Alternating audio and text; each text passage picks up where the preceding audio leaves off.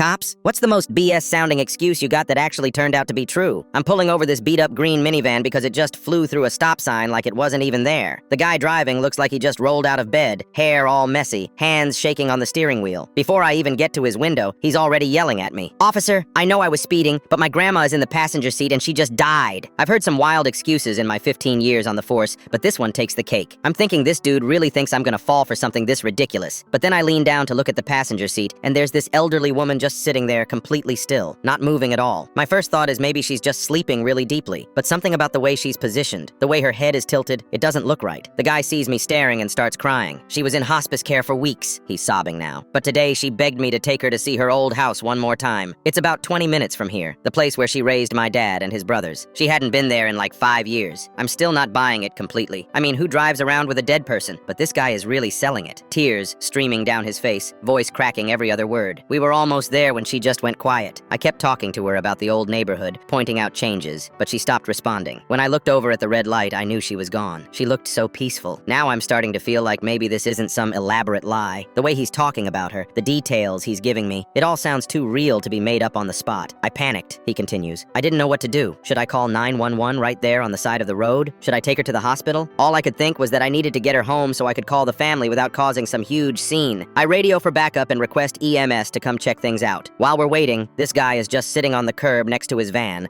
holding his grandma's hand through the open door like she's still alive. He's telling her about his kids, promising he'll take care of everything, that the family will give her the funeral she deserves. When the paramedics arrive, they confirm what I'm starting to believe. The woman has been dead for about an hour, probably died peacefully in her sleep while they were driving. No signs of foul play, no trauma, just an old woman who passed away naturally. The EMT tells me it happens more often than people think. Family members in hospice care sometimes hang on just long enough to do one last important thing, then they let go. In this case, she wanted to see her old house one final time. I'm watching this guy completely break down as the reality hits him. He keeps apologizing to me for running the stop sign, saying he wasn't thinking straight, that he just wanted to get her home with dignity. The whole situation is hitting me harder than I expected. Instead of writing him a ticket, I end up calling his family myself. His sister answers, and I have to deliver the news that their grandmother passed away. She starts crying immediately, asking if she suffered, if she was alone. I tell her no, that she was with her grandson who loved her, and that seemed to help a little. The guy asks if I can follow him to the funeral home so he doesn't have to make that drive alone with her. I've got other calls waiting, but something about this whole thing just gets to me. I radio dispatch and tell them I'm going to escort a family to the funeral home. We drive slowly through town, hazard lights on, taking our time. When we get there, the funeral director is waiting. They handle everything with so much respect and care. The guy shakes my hand and thanks me for believing him, for not making the worst day of his life even harder. 3 weeks later, I get a card in the mail addressed to Officer Hall. It's from the grandmother's family, thanking me for showing kindness during their loss.